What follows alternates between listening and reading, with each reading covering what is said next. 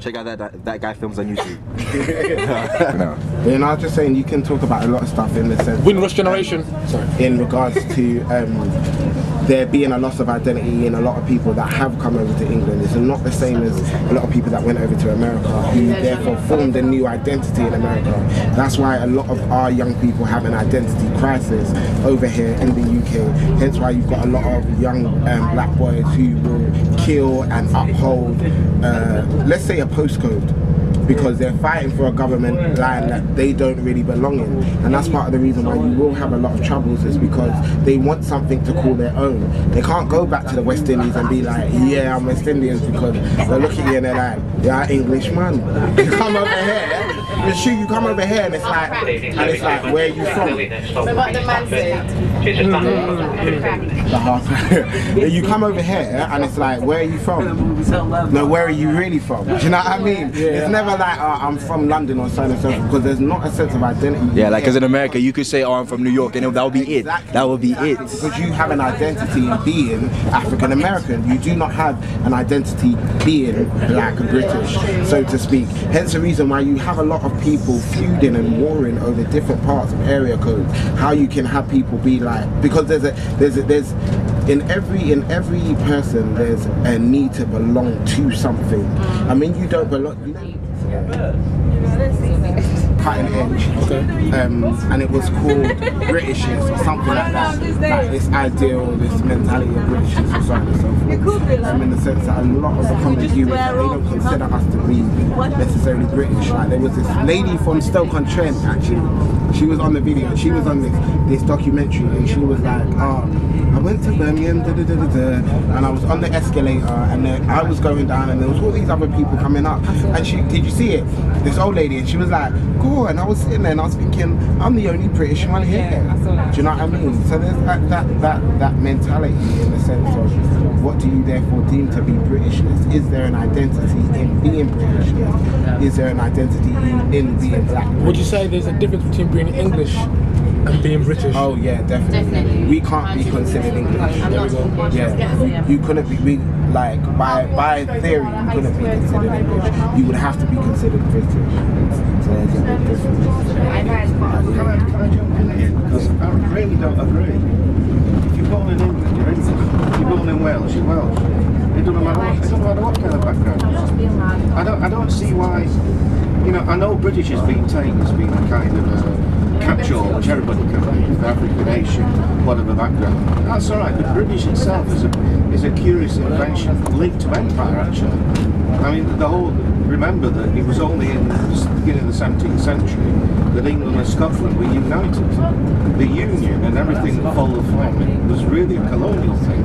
So if you want a word that's not colonial, you know, don't use British, because it was actually a way of trying to impose a kind of union, not only on these islands, but also on the world, you know, when the map was pink and all the rest of it, you know.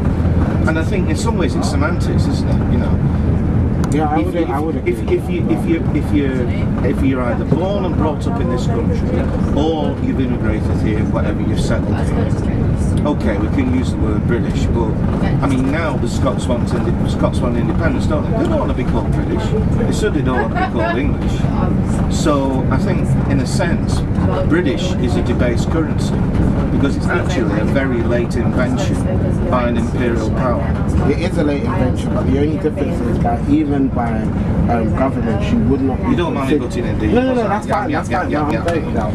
No, be kind of listening. Oh, here we go. Oh, you didn't think that was rude, you know? No, not at all. I think the only difference is even when I say inferior, you can't be considered English, because if you've ever seen demographics where they ask you to fill out where do you consider yourself to be from, you will never see that it comes up as black English. It's always black British. Yeah. There is no such thing. Yeah, I know, but that's what I'm complaining about. Yeah. That's what I'm complaining about. Okay. I'm saying that they should be. That they should be. Absolutely. Yeah. English to me isn't white. Yeah. Never has been. If you're born in this country, you're English. You know what I mean? I would say, you know, if you're born in Cardiff, you're Welsh. You're not English. Yeah. You know, there are Greek people. I mean, I'm Orthodox. You know, there are Greek people living in Cardiff. You know, well, they're people of Greek background living in Cardiff, but they're Welsh. They wouldn't self-identify as being British in order not to be Welsh. So why would anybody born here self-identify to be British in order not to be English?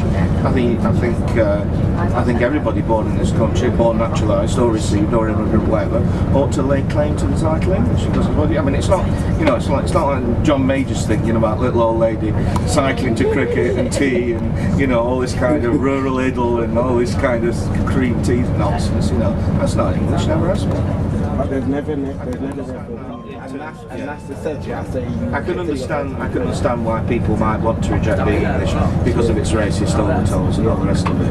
But on the other hand, if I let English and the flag of St George be hijacked by the BNP, you know, in a sense I've all got myself to blame. I'm going to fight for my identity as English, proud of the cross of St George, as being not racist.